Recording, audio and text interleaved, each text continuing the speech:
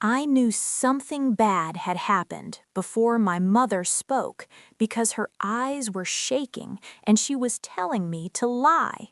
My mother, that warned me every day never to lie, was telling me to lie, and she was begging me with her eyes. She said, if anybody asks you, tell them you did not see anything. My chest became hot. My ears were ringing. I wanted to shout that she was breaking her own rule, but fear tied my mouth. Before that day, our house was simple and normal. We were not rich, but we were fine. My mother believed truth was the only thing that could protect a person. Any small lie, she would punish it. If I broke a plate and hid it, she would still know. She would sit me down and talk until my head hurt. She always said lies grow legs and walk back home. I believed her. I trusted her words more than I trusted myself. That afternoon started like any other. The sun was hot and lazy. I was inside, counting bottle covers on the floor. My mother was in the kitchen washing plates. Our gate was open because she liked fresh air. That was when shouting started from the next compound. Angry voices, fast words. I stood up and moved closer to the window. I saw a man I knew very well run past our fence. His face was full of sweat and fear. His shirt was torn. He looked back once, then ran faster. Something heavy fell next door. I heard a cry. My heart beat fast. I did not understand everything, but I knew something was wrong. My mother also heard it. She rushed out, then rushed back inside quickly. She closed the door and leaned on it. That was when she looked at me like she was seeing me for the first time. She told me not to say anything if anybody asked. She said it was for our good. She said some truths can destroy a family. That sentence confused me more than the lie. I wanted to ask her questions, but her face told me not to. She went back to the kitchen, but her hands were shaking. Food burned on the stove. She did not notice. Later that evening, people gathered outside.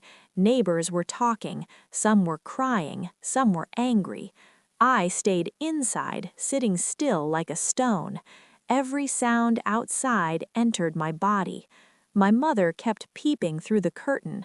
She told me to stay away from the window. When night came, sleep refused to come. I kept seeing the man running. I kept hearing the cry. I kept hearing my mother's voice telling me to lie. I wondered if lies also have legs. I wondered if they would walk back to our house and knock on the door. That night, I learned that secrets are not always quiet. Some secrets shout inside your head until you cannot hear anything else. And that was only the beginning. The next morning did not feel like morning. The sun came out, but our house was dark. My mother woke up early, earlier than usual, and started cleaning the house like visitors were coming. She swept the floor again and again, even when there was no dirt. She washed plates that were already clean. I sat on the stool and watched her move around, her eyes jumping at every small sound. People outside were already talking. I could hear voices through the window. Names were being called. Some people said blood. Some people said police. Each word entered my ear and stayed there. My mother told me to eat, but food refused to go down my throat. My mouth was dry. I kept remembering her words from yesterday and the way she said 'em without looking at me. Before noon, the first visitor came. It was our neighbor from the other side. She knocked on the door softly and came in without waiting. She talked too much and too fast. She said terrible things had happened. She said she heard someone saw everything. As she talked, her eyes kept coming to my face. I felt like she was looking inside my head. My mother answered her calmly, but her voice sounded thin like paper. She said she did not know anything. She said we were inside the whole time. I wanted to shout. I wanted to say that was not true. My heart was beating hard like it wanted to break my chest. The neighbor looked at me and smiled like she wanted to help me remember something. She asked me gently if I saw anything yesterday. My mouth opened, but no sound came out. I looked at my mother. She did not speak. She only looked at me with red eyes.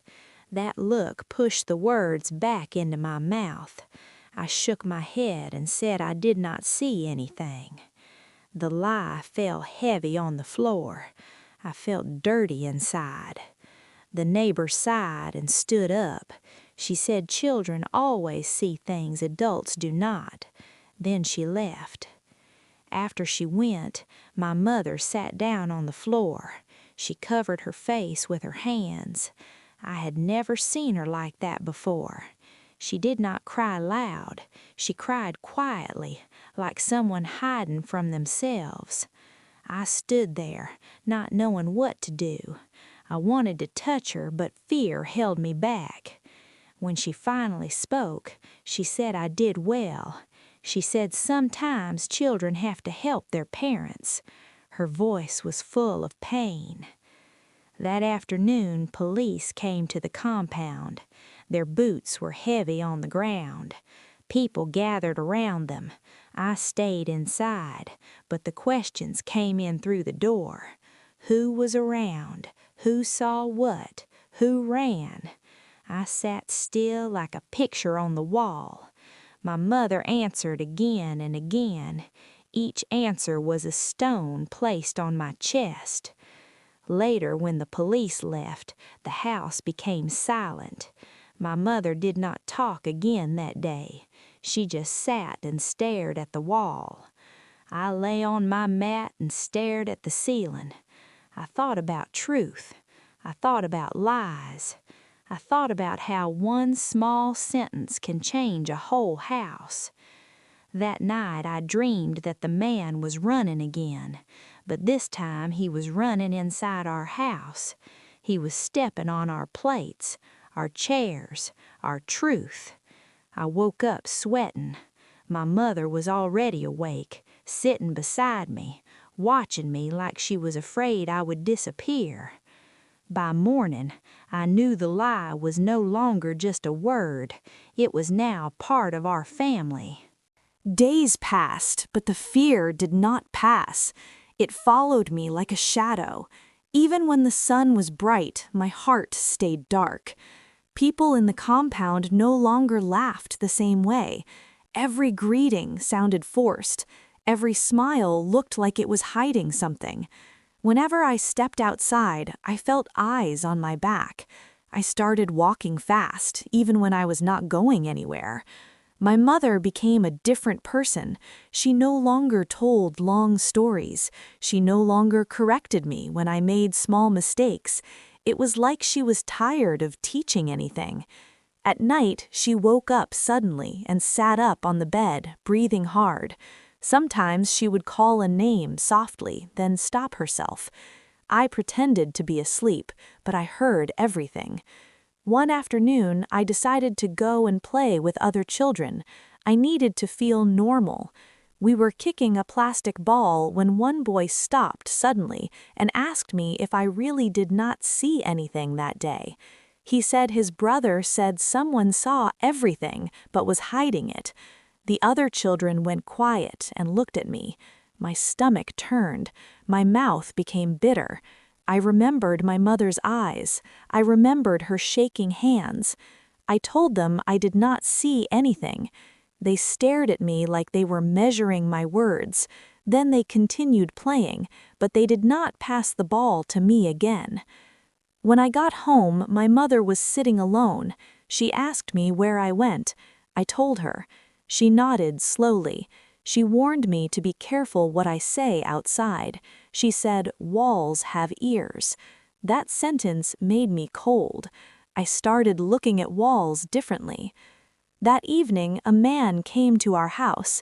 He was the one I saw running that day. He came quietly and did not stay long. My mother did not let me greet him properly. She told me to go inside. From my room, I heard their low voices. I heard fear. I heard begging. I heard my mother crying again.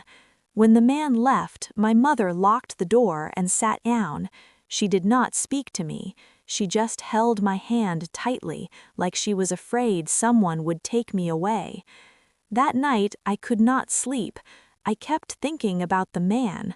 I kept thinking about the cry I heard that day. I wondered what really happened next door. I wondered who got hurt. I wondered if my silence was hurting someone. The truth started pressing my chest like a heavy stone. I felt like I was carrying something too big for my small body. The next day, I fell sick.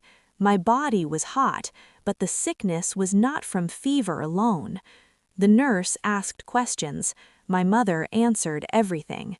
I lay there and watched her lie smoothly.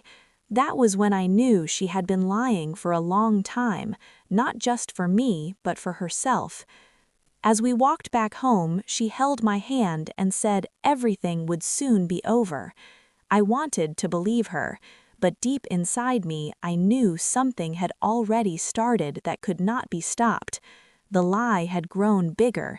It was no longer just a shield. It was now a cage, and we were both inside it. The trouble did not end the way my mother promised. Instead, it grew teeth. One morning, shouting filled the compound again. This time, it was louder and closer. People were arguing near the next house. Someone said the person who was hurt had died. That word entered my body like cold water. Died. My legs became weak.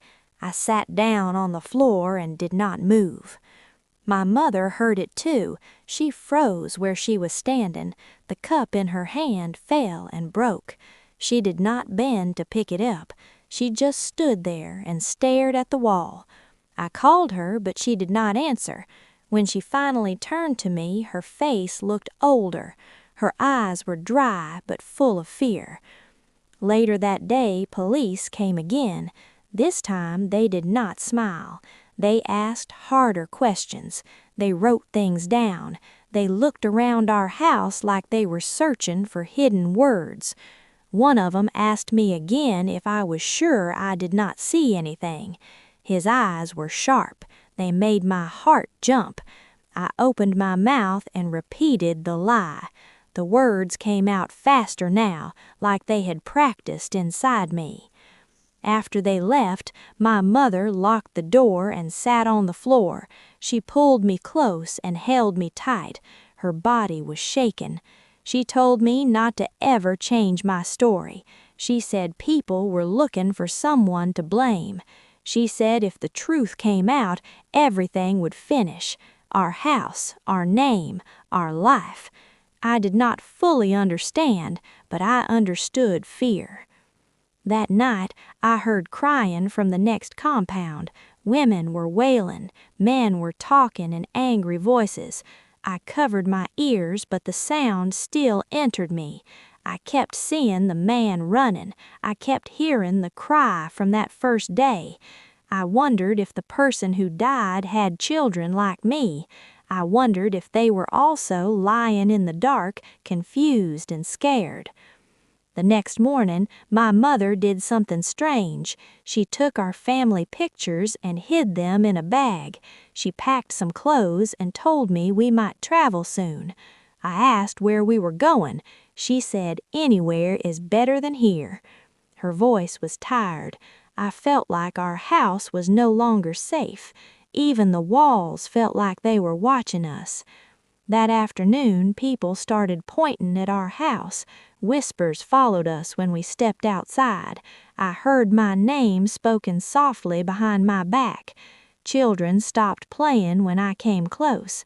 One woman looked at my mother and shook her head. Shame entered my heart. I wanted to disappear. That evening, the man I saw running did not come again. Instead, news came that he had been arrested. When I heard it, my body became light and heavy at the same time. Light because fear reduced a little. Heavy because I knew my lie had helped him stay free for some time. That night, my mother sat beside me and told me stories about when I was small. She talked like she was saying goodbye to something. I listened quietly. I did not ask questions. Inside me, something was breaking slowly. I realized then that the truth was still alive, even if it was hidden. It was breathing, it was waiting, and when it finally stood up, it would not be gentle with anyone. The end did not come with noise. It came quietly, like morning light entering a dark room. We did not travel again. My mother unpacked the bag slowly and put everything back. Life continued, but it was no longer the same life. People stopped asking questions. The compound became calm again. But inside our house, something stayed broken. The man was taken away. The case went to court. I did not go there, but I heard stories. I heard that witnesses spoke. I heard that truth came out in pieces. Nobody came to ask me again. Nobody called my name. Still, I knew my lie had played its part. That knowledge stayed with me like a scar. My mother changed forever. She still cooked, she still cleaned, she still smiled sometimes, but she never talked about truth again. The word disappeared from her mouth. When I lied about small things later, she did not correct me. That hurt more than punishment. It felt like she had given up on something important. One evening, months after everything, the light went off and we sat in darkness. My mother spoke softly. She said some truths save people and some truths destroy people. She said she did not regret protecting her family, but she regretted the cost. Her voice broke. I held her hand. It was the first time I felt like the adult. As I grew older, the memory followed me. In school, when teachers talked about honesty, my chest tightened. When friends trusted me with secrets, fear followed the trust. I learned how easy it is to lie and how hard it is to carry it. I learned that silence can shout louder than words. One day, years later, my mother fell sick. I sat beside her bed and watched her breathe slowly. She held my hand and looked at me with tired eyes. She told me she was sorry. She said she put a heavy thing on my small head. Tears ran down my face. I told her I understood, and I did. Life is not always straight. Sometimes it bends people until they break. After she passed, I returned to the compound. New people lived there. Children played where fear once lived. I stood by the fence and remembered everything.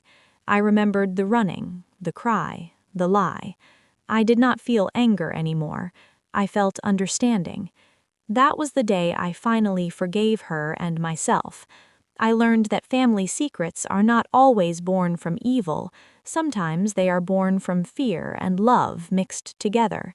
The truth waited, and in its own time, it came out enough to bring peace. I still believe in truth, but now I know it must be carried with care, because the day my mother asked me to lie, she did not just break a rule. She showed me how heavy love can be, and how long a child can carry it into adulthood.